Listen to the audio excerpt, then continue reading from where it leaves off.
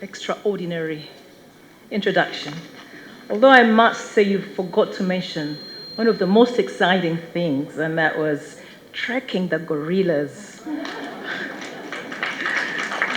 which I've done twice. First time, 18 years ago, and the second time last week in Buindi. I think you should all go, all ladies, we should go to Buindi. So that's one little very exciting thing that you did not mention, but thank you so much. Yes, distinguished Honorable Lady Justice Jane Elizabeth Aliva, President of the International Association of Women Judges, Uganda chapter. My lords, your worships, ladies and gentlemen of the legal fraternity, good evening.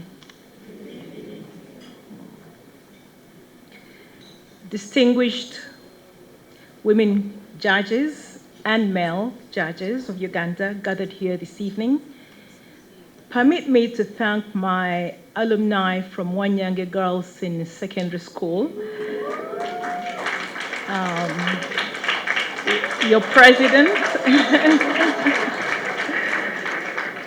Lady Justice Elizabeth Jane, for inviting me to be part of your celebration.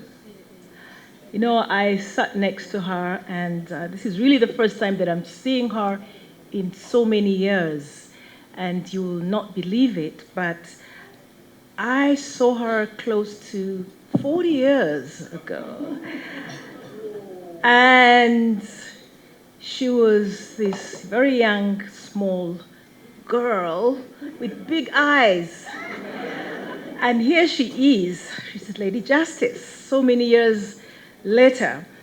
And, you know, I had a small conversation with her there, and I said, one of the things I remember, you know, I don't know if you have any other alumni, you know, Wanyange girls here, but like, probably like other schools during those years, when you came into the school in senior one, the older girls bullied us, pouring water in Wanyange. They used to call us Bayaka, in Lusoga, meaning the new ones.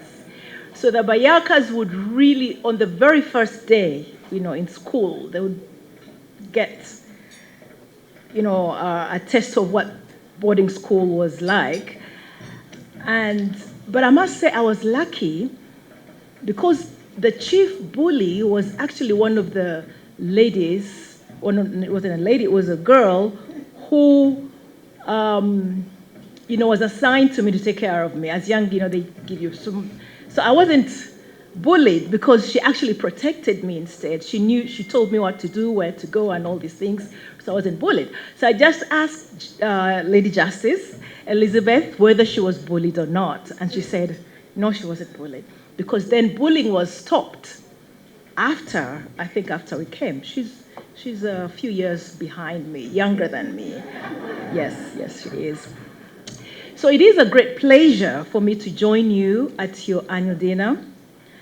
And may the warmth of friendship and treasured experiences be with you as we share a meal tonight. It's a time to celebrate the milestones and cherish the memories of 2023 as you look forward to yet another year of challenges, camaraderie, and more successes. Let me start off by offering my condolences on the passing of your colleagues. And in particular, let me mention the president, the former president of this association, Honorable Lady Justice Stella Mary Arach Amoko, who passed on this year in July. Justice Amoko was an astute jurist and a passionate proponent of equality of persons in conflict with the law. It is right and befitting that she's honored posthumously. Is that me who's setting off the speaker? So it is befitting that she's honored posthumously, and may she rest in peace. I must add that you have a debt of sustaining her efforts, and I'm confident you shall rise up to that challenge. Tonight, we celebrate not just your legal prowess, but the resilience and wisdom each of you brings to the bench. You strive for justice, and our hope is that the impact you make would shape a fair and inclusive society. The global plight of women and children is inexcusable and continues to affect our socio-economic progress. Women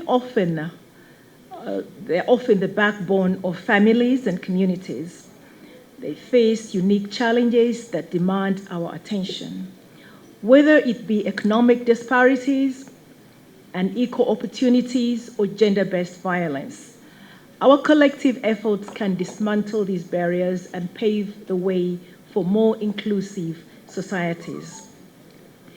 Similarly, our children, the future custodians of our world, deserve unwavering support. Childhood should be a time of joy, learning, and growth. Sadly, too many children face adversity, be it poverty, lack of education, or the trauma of conflict. As a community, we must ensure that every child has access to quality education, a safe environment, and the care they need to flourish. I commend the strategic partnership of your association with the Uganda Law Society for reaching out to vulnerable school children at the Kidula Primary School in Luweero by supporting their learning to curb the high dropout rate, thus sustaining their hopes for a bright future. Your correct and timely application of the law in the cases brought before you would bring relief to victims of violence, especially women and children. My hope is that cases of women and children, whether as accused or victims, would be tried expeditiously. In fact, the delayed trials aggravate the impact of the abuses. To support the vulnerable is not just a moral obligation, it is an investment in a brighter future for all of us. By empowering women and safeguarding the well-being of children, we build stronger communities and a more just society. I thank you for standing united in your commitment to creating a world where vulnerability is met with compassion and the rights of every woman and child are protected. I applaud this association for investing in the training of your members on gender-responsive adjudication, a critical skill of any judicial officer to be intentionally mindful of the vulnerabilities of the litigants, the trauma of SGBV, and the destituteness of the survivors. And I must say that is praiseworthy. Your lordships and worships, you are remarkable women of substance. And many of us in this country look up to you. Please continue to break barriers and uphold the pillars of justice. Commit to fairness and pursue equality and equity in your judgment. We honor your accomplishments and the positive influence you exert in the legal realm in particular, and the fair and amicable dissolution of societal disputes at large. I believe that this is a beginning of a mutually benefiting collaboration to use our strategic positioning as pillars of society in order to alleviate societal problems amplify the agency and voices of those we support, proactively innovate ways to address the root causes of injustices and inequalities, as well as nurture a world where we can all thrive and live happy and dignified lives. I congratulate you, the President, the executive and members for ending the year 2023 on a high note. We still have a few more weeks, but we believe it's going to end, and we will end with it. May you remain steadfast and right, sound, and fair judgments in 2024 and beyond. May the coming year bring more successes and continued moments of celebrations for all of you. And I know you're all looking forward to dancing tonight. I wish you a happy, peaceful, and prosperous New Year. May God bless you all, and thank you very much for listening. A big round of applause. Ladies and gentlemen, may we stand up and honor our Mama, Mama Tweyanzizanya. It is very humbling to be requested to introduce the Nnabagereka. I did find time to Google her, and the information from Mr. Gugusa was overwhelming.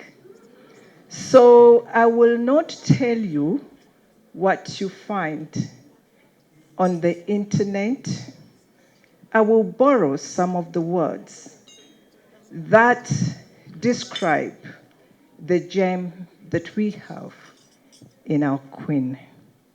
Maama Slvia Nagginda Luswata, the Nnabagereka of Buganda, has been described by the Monitor as a national treasure.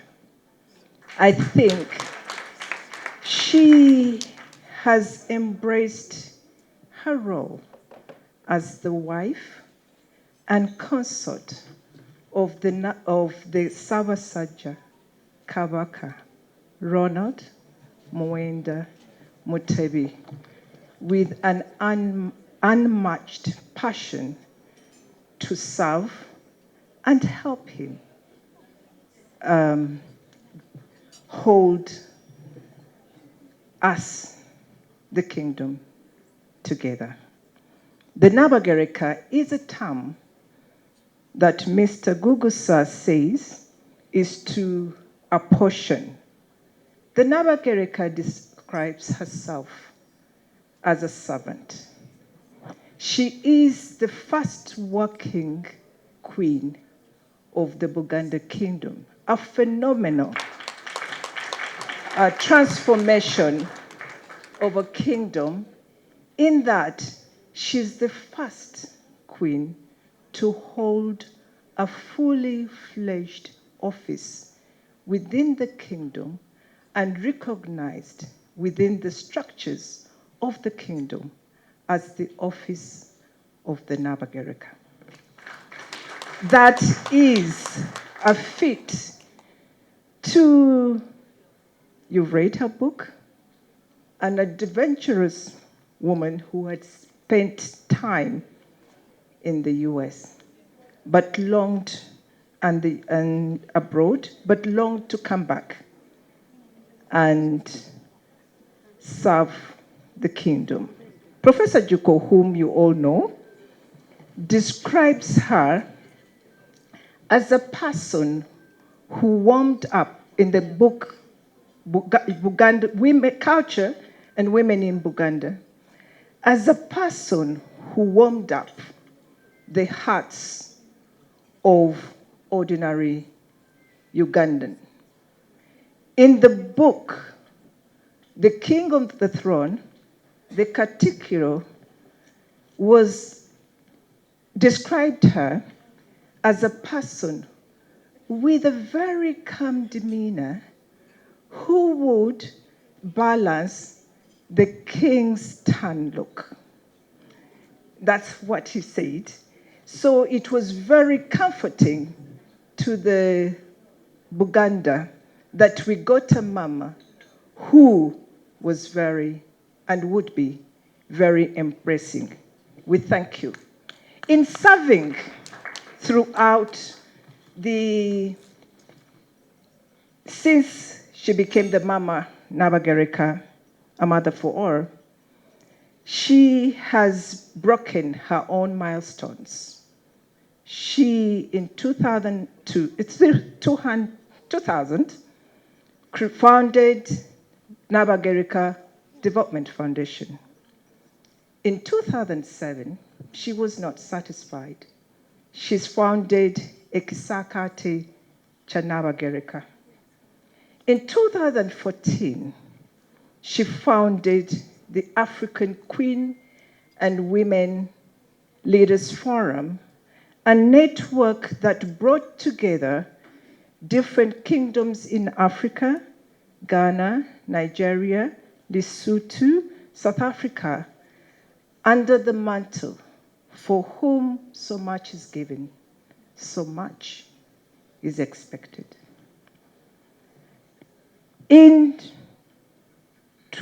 That's 2014. In 2017, her program, I think people say the Nnabagereka is synonymous with Ubuntu Bulam.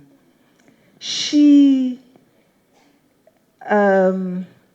launched the Ubuntu Bulamo program as a global strategy that is recognized under the 2030 Agenda for Sustainable Development as one of the strategies, indigenous innovation, that would help to secure peace and security at a global level.